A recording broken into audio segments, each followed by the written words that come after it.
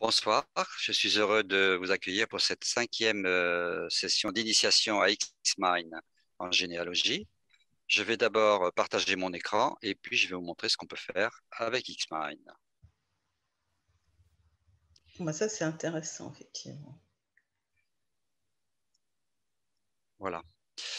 Au préalable, avant de commencer la leçon d'aujourd'hui, je voudrais montrer quelque chose d'intéressant puisque l'une des personnes qui a suivi cette formation en a profité immédiatement pour aller faire des recherches dans les tables de succession et absence et puis m'a envoyé le tableau qui a été fait à partir d'Xmind. Alors, il est allé consulter les tables de succession et absence de Loire-Atlantique sur la commune de Saint-Nicolas-de-Redon. Et par année, il a repéré toutes les personnes de sa famille et il a mis à chaque fois les références, la page dans laquelle il a trouvé des renseignements qui concernent les personnes de sa famille. Alors, c'est très intéressant. Ça, c'est ce qu'il faut que je fasse. Ouais. Oui. Absolument. Donc, voilà un exemple de ce qu'on peut faire avec Xmind. Bien, on va passer à ce qui était prévu pour ce soir, la cinquième séance. Et je vais l'illustrer avec un exemple.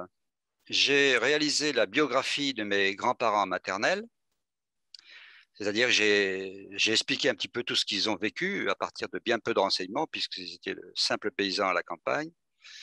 Pas d'histoire particulière, pas beaucoup de documents. Néanmoins, j'ai réussi à en tirer à peu près 80 pages. Donc voilà la couverture de cette biographie. Normalement, ça devrait fonctionner. Et je ne le vois pas. Pourquoi ça ne fonctionne pas? Peut-être faut-il que je nouveau partage. Nous, on le voit, hein, en tout cas. Voilà. Vous voyez là? Vous voyez Oui. la première page du bouquin que j'ai écrit, hein? C'est l'histoire de mes grands-parents maternels. Pour établir cette biographie, j'ai fait pas mal de recherches et il m'a fallu après les mettre en page dans un document pour que ce soit lisible par n'importe qui et pas réservé à des spécialistes de la généalogie. Donc, je reviens à mon partage d'origine. Dans ce bouquin, j'ai notamment mis des informations sur le recensement. Les ancêtres de mes grands-parents ont été recensés en 1846. Et voilà comment ça se présente, le recensement. Je suppose que vous ne le voyez pas là, vous ne voyez pas la photo. Donc, je vais faire un nouveau partage. Voilà. Vous voyez là la photo du recensement de 1846? Bien. Alors, il est évident que de mettre une image comme ça dans un livre, ça ne parle pas beaucoup, c'est pas très lisible. Il faut trouver une autre façon pour le présenter correctement, pour que ce soit accessible à tout le monde, à vos enfants, à vos petits-enfants, etc. Donc, pour cela, il faut trouver un moyen de présentation. Voilà, je suis revenu normalement à mon graphique, vous le voyez. Donc, je vais vous montrer comment je l'ai intégré à mon livre. Donc, je clique sur un nouveau document. J'espère qu'il va s'ouvrir cette fois-ci. Ah oui, je vois qui était grand. Malheureusement, il ne s'ouvre pas. Je reprends une nouvelle fois. Voilà. C'est pas le bon.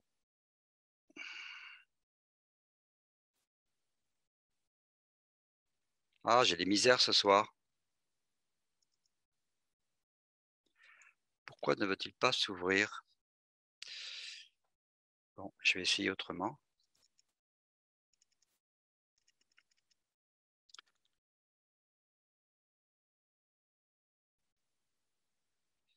Bon, sinon, je vais faire autrement.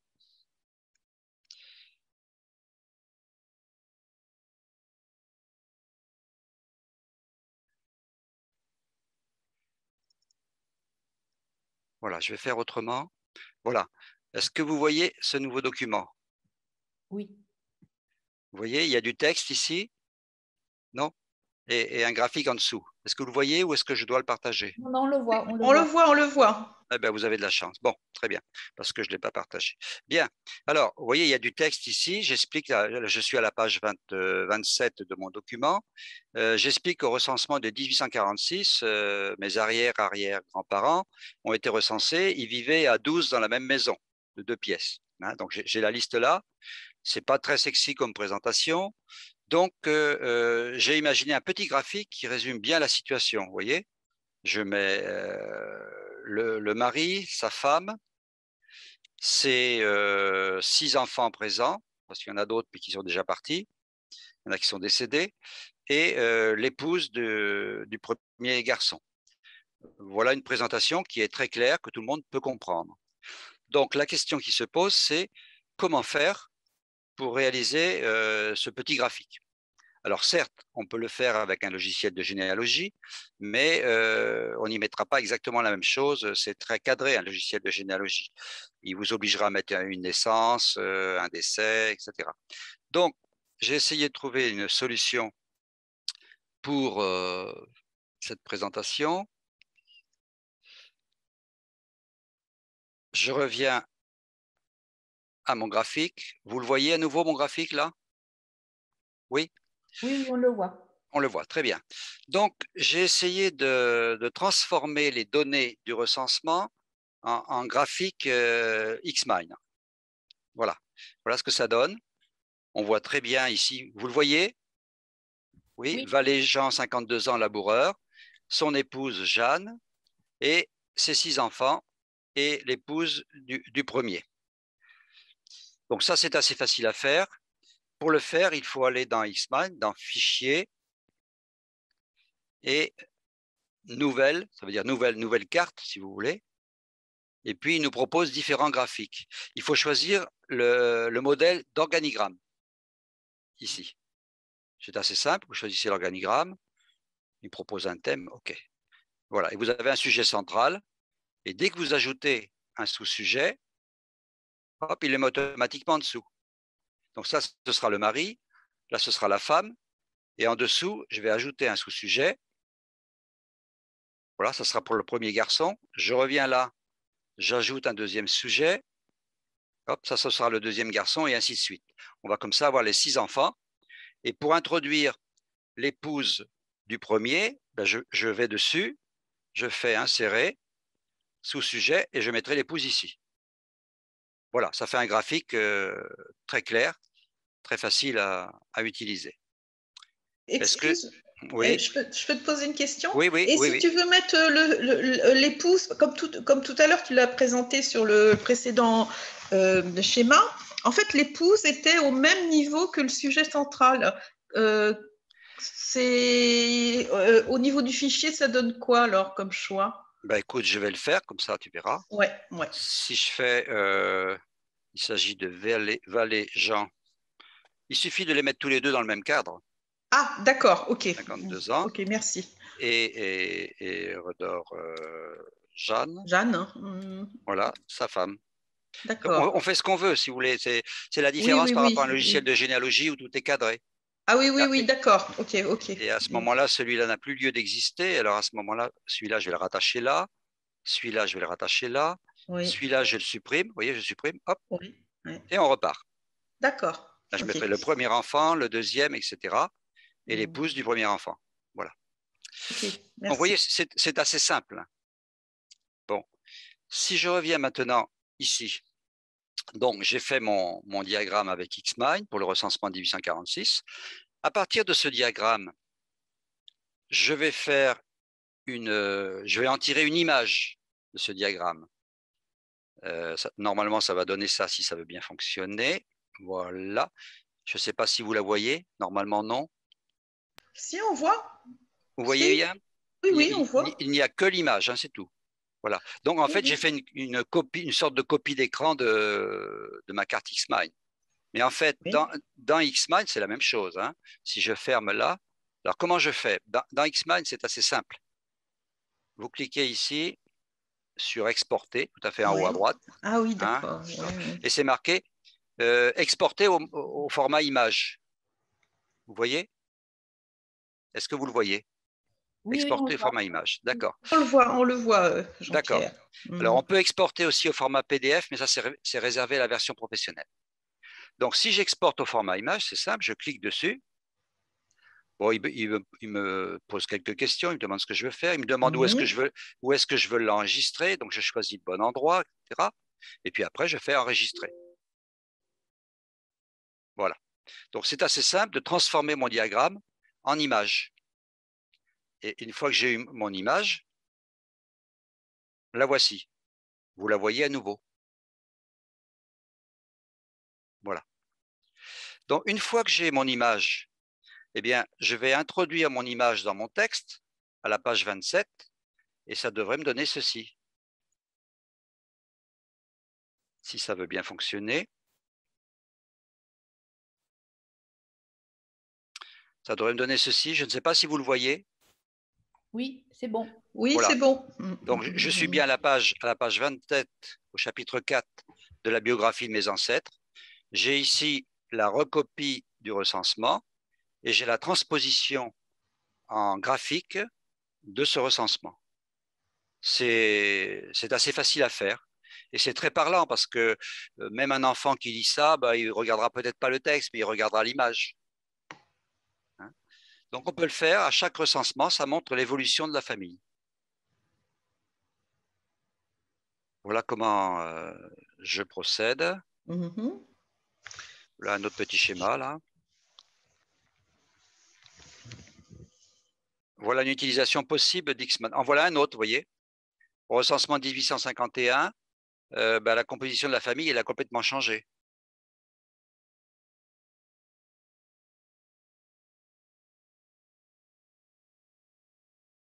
C'est plus les mêmes personnes d'ailleurs, ce sont les enfants. Voilà. C'était donc essentiellement pour vous montrer ce que l'on peut faire avec Xmind dans le cadre de l'introduction d'un graphique, là qui est un graphique un petit peu en forme d'arbre généalogique. Hein. On pourrait dire que c'est un organigramme en fait, c'est un organigramme. Voilà comment ça fonctionne. Alors, à partir de là, je voudrais attirer votre attention sur la façon d'intégrer des documents dans Xmind. Cette façon, elle est différente selon qu'il s'agit d'un dossier PDF ou d'une photo. S'il s'agit d'une photo, il y a plusieurs solutions. Je vais vous le montrer ici. Si je fais un sous-sujet, voilà, j'ai un sous-sujet ici. Si je veux mettre une photo à l'intérieur, je peux faire insérer image depuis, alors je vais aller chercher ça sur le bureau. Et si je mets par exemple l'image du recensement, ça va être un peu long. Voilà ce que ça donne. Vous voyez l'image là? Oui. Est-ce que vous voyez l'image du recensement? Oui, oui, on la voit. Je n'ai pas de réponse. Oui, oui, on la voit. Est-ce que vous voyez l'image? Oui. Est-ce que quelqu'un peut me répondre? Oui, on la voit. Alors l'inconvénient... Oui. Oui, d'accord, merci. L'inconvénient de cette image, c'est qu'elle elle est automatiquement très grande et qu'elle elle déforme le graphique. Ce n'est pas très agréable. Donc, cette solution, si vous avez une image grande, n'est pas bonne. Donc, je la déconseille. Il y a une autre méthode à utiliser. On peut utiliser une deuxième méthode, c'est de mettre ce qu'on appelle un hyperlien. Donc, je vais faire insérer, hyperlien, et je vais aller chercher le fichier là où il est, choisir un fichier, et je vais chercher ici. Donc, c'est toujours le même fichier, mais de façon différente. Voilà. OK. Et vous voyez, mon image, elle est ici. Normalement, si je clique dessus, elle doit s'ouvrir. Effectivement, elle s'ouvre. Vous la voyez? Oui, on la voit. Merci. Donc ça, c'est moins encombrant et ça fonctionne tout aussi bien. Il y a une troisième méthode. Je vais la mettre ici. Donc, alors là, il ne faut pas créer de petits rectangles à l'avance. Il faut simplement lui dire insérer et insérer cette fois-ci une pièce jointe.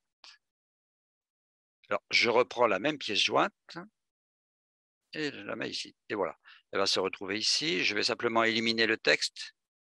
Voilà, et elle est ici. Et normalement, si je clique dessus, elle s'ouvre également. Ah non, là, ça ne marche pas. Ça ne marche pas. Bon, bah cette hypothèse ne fonctionne pas toujours. Mais on a au moins les deux autres hypothèses qui fonctionnent.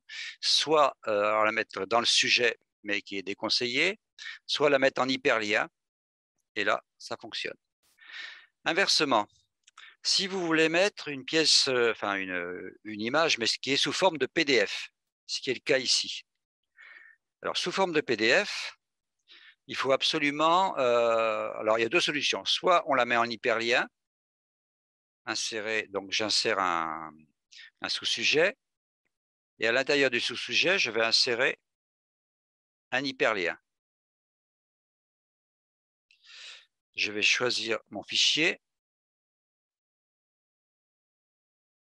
Alors là, c'est le chapitre 4, hein, ici. OK. Voilà, donc il est ici. Là, je l'ai inséré avec un hyperlien. L'autre solution, c'est d'insérer, cette fois-ci, insérer une pièce jointe. Je vais mettre toujours la même chose, mais cette fois-ci en forme de pièce jointe. Elle est ici. Et si je clique dessus, vous voyez qu'elle s'ouvre.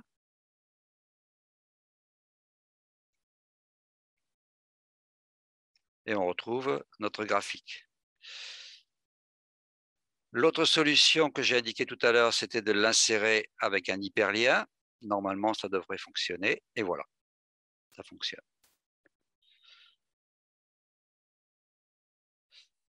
Donc, en résumé, l'insertion de documents dans un fichier Xmind est différente selon qu'il s'agit d'une photo ou d'un PDF. S'agissant d'une photo, on peut la mettre dans le sujet, mais elle prend trop de place, elle gêne la lisibilité, ou on peut la mettre en hyperlien, à condition que le lien soit valable en toutes circonstances.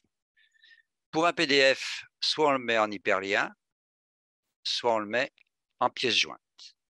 Voilà en gros ce que je voulais vous dire ce soir.